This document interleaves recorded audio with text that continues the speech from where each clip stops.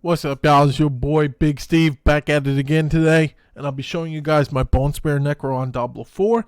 Now that we have the new rings released and some Uber Uniques, I'm going to show you guys my build. It's pretty well an infinite Bone Spare, and I can't wait to show you.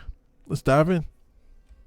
Now this build, it hasn't really changed since Season 0. Stayed the same pretty well in Season 1. And Season 2, it's pretty well the same thing. Yeah, there's some minor changes, but overall, it's pretty well the same thing.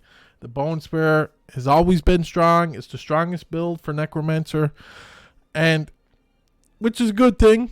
But when compared to the other builds, Blood, I like playing Blood. It just doesn't compete. When you're playing Blood, you're usually struggling. Unless you're playing Bloodlines. I don't like Bloodlines. I like the Blood Surge. Maybe someday we'll get there. But I'm going to quickly go over the items, and we'll dive into the skills and Paragon board. So for the helm, I went with the Deathless Visage. Now this is pretty well a must-have. It's great overall. Has maximum essence, has damage reduction, physical damage, and critical strike damage with bone skills. Everything good for the Bone Spare. Now ideally, you're going to want a Shaco. Not everybody's going to get a chance to get that, so Deathless Visage is a good way to go. For the armor, I went with Disobedience, and mostly health, armor, damage reduction, and damage to close enemies. For the gloves, I went with Serration, and mainly on your gloves, you want attack speed. That's definitely and critical strike, and you're gonna want Bone Spare. You could replace the Restore Primary Essence with Lucky Hit Chance if you want to go that route. Totally up to you. And for the pants, we went with Tybalt's Will, and the reason for this, mainly, it's pants that give essence, which is great, but it also makes you unstoppable and gives you back 50 essence when you do it. And for the boots, I went with the Greaves of Empty Tomb, because with the new ring, I went with the Corpse Explosion just to gain essence and to get damage from the auto Corpse Explosion. So what these boots do, they also give you a lucky hit chance with shadow damage, and they also give you damage reduction from shadow damage over time. So, and the essence cost reduction is great overall. So these boots with the ring, because you're casting Corpse Explosion, is just great overall. Now, I recently got the Grandfather. This is not needed for this build. It is definitely good. The only problem is you do lose a great slot. And what I'm going to get into here now is, for my amulet, I went with Splintering. Now, you can either go Grasping Veins or Splintering here. But ideally, you'd have Grasping Veins on your amulet, and you'd have Splintering on your weapon. So, totally up to you. And also on your amulet, you want, like what I have here, instead of 3 to Imperfectly Balanced, you're going to want 3 to Evulsion. But I went with 3 to Imperfectly Balanced. That way I didn't need to put the 3 points into that slot. And for the ring, we obviously went with the new ring for the auto corpse cast. This ring's great overall. I got a good roll on my lucky hit chance, and I got the +3 to rank corpse skills. Still looking for a better one, but we'll see what happens in time. And for the other ring, you're going to go with Exposed Flesh. And this is one of those things that's always going to make you keep getting your essence back. It's pretty well a must-have. And if you got the Uber Unique ring, go with it. And that's pretty well it. In town, we're almost at 28,000 attack power and 8.2k armor and 18.2k life. Alright, that's it for the items. We'll dive into the skills. I'm going to quickly go over the skills. I went with Hemorrhage because it's just a great essence generator. And I went with Enhanced. And I went with Acolytes for the attack speed. Then we come down here. We put 3 points into an Unliving Energy. And where my amulet gives me 3 points to Imperfectly Balanced, I didn't put any points into it. We're also going to put 3 points into Hued Flesh, because now that we have the new ring, we want to be proccing a lot of corpses. And we max Bone Spare, and we go with Enhanced, and we will go with Paranormal Bone Spare. Then we come down here, put 1 point into Blood Mist, and go right to Ghastly Blood Mist for the corpses. We also put 1 point into Corpse Explosion, 1 into Enhanced, and 1 into Blighted Corpse for the shadow damage over time. We also put 3 points into Grim Harvest now, and 3 points into Fueled by Death. So, with the auto corpse cast, you're getting essence back, and you're getting damage increased. It's just a win-win. Then we put 3 points into Death's Embrace, 1 point into Decrep, 1 into Enhanced, and 1 into Abhorrent Decrepify. We're going to get a big damage boost just having them cursed, and we're also going to get cooldown reduction. Then we're going to come down here, put 1 point into Corpse Tendrils, 1 point into Enhanced. I didn't put any here because with Bone Spear, we're making enemies vulnerable all the time. I didn't think it was necessary.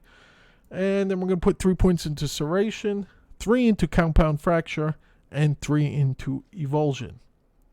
Now, we're going to put 3 into Inspiring Leader, 3 into Stand Alone, and 3 into Memento Mori. And then we're going to put our last point into the Ossified Essence. Now, we're going to dive into the Paragon points. Now, as I said before, the Bone Necro hasn't changed much since Season 0. So you're going to come up here for your first glyph. We're going to take Sacrificial. And what this does is you deal 10% increased damage while you have no minions. And you also get some more bonuses. I think this is not fully maxed for me yet. And then we're going to come up here. We're going to take Bone Graft. And we're going to... Don't come over this way. I did have these nodes over here. I had to take them away. So I'm going to remove these points here and put them elsewhere.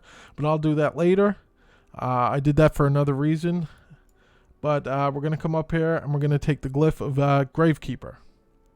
Overall, this is just great. You deal 2% times increased damage up to 12% for every corpse. So we're also creating a lot of corpses. So this is just generally good to have. And then we're going to come over here. We're going to come to Scent of Death. With at least 2 corpses nearby, you gain 15% damage reduction. With no corpses nearby, you deal 15% increased damage. This is just a win-win no matter what. And the glyph we took was Imbiber. Then we come down here and we took Flesh Eater. Now, I originally did not have this legendary node. That's why I took away those other points so I could come down here and get this, because this is going to be very valuable now. Since we're auto-casting corpses, you're going to be able to get this bonus.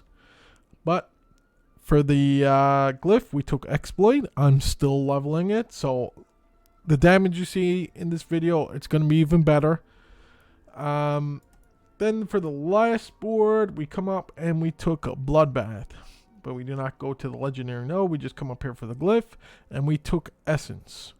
And what this does is critical strikes deal 22% increased damage to enemies that are not healthy, and you also get 19.8% increased critical strike damage per dexterity node. So altogether, you got 174.2% critical strike damage, and that's pretty well lit. This build has been pretty well the same since the beginning of the game. Not much has changed. It's very strong. Like I said, I play this build because when I'm playing the other builds, it's like, why am I even playing the other builds? It's just not fun. If you find that fun playing a weaker build, that's totally up to you. But I like to just destroy content. But that's it. I'm going to show you guys some gameplay.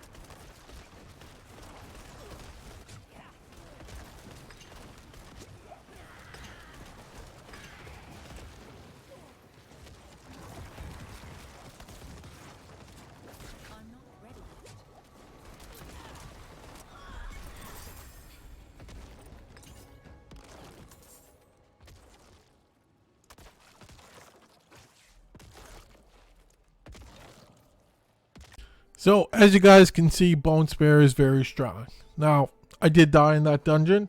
I just show what I usually do. I don't try to cheat anybody. Overall, Bone Spear is very strong. This build easily does Lilith. And like I said, Grandfather is not needed.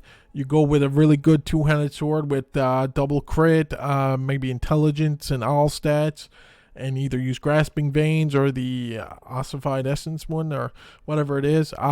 You'll still be doing just as much damage. Grandfather's cool and all. It do give a lot of health and some other good stats. That crit damage is very nice, but it is definitely not needed. That's pretty well it for this video. I'll quickly go over my vampire powers. I went with Ravenous, Metamorphosis, Prey on the Weak. Oh, I recently changed my boots, so I was missing Prey on the Weak, so that was some damage missing, because I recently changed my boots to the Greaves of the Empty Tomb. But we went with Resilience and Sanguine Brace. Now, you could also, if you wanted to change one out, another good one is Undying. Every time you cast a skill, it heals you. So this also counts for your corpse skills, which are always going off, and you're always shooting a Bone Spear. So you're always getting health back, and if you're below 50%, you're getting double the health back. So that's another good one you could go with. It's totally up to you. It's just another option. But that's it for this video. I hope Diablo balances the game more. I don't like always having the same meta builds. Bone Spear has been the meta since Season 0. It's getting annoying. So hopefully the game changes for the better. I want to see more balance. I don't want to see these way better meta builds like for Barb and the Lightning Source. It's out of control. I don't like things like that. That's just me personally. Don't get me wrong. The meta builds are fun. They're only fun for so long, though. They kind of ruin the game a bit. And it makes you not want to play anything else. But that's it for this video. Hit the subscribe, and I hope to see y'all in the next one. Peace.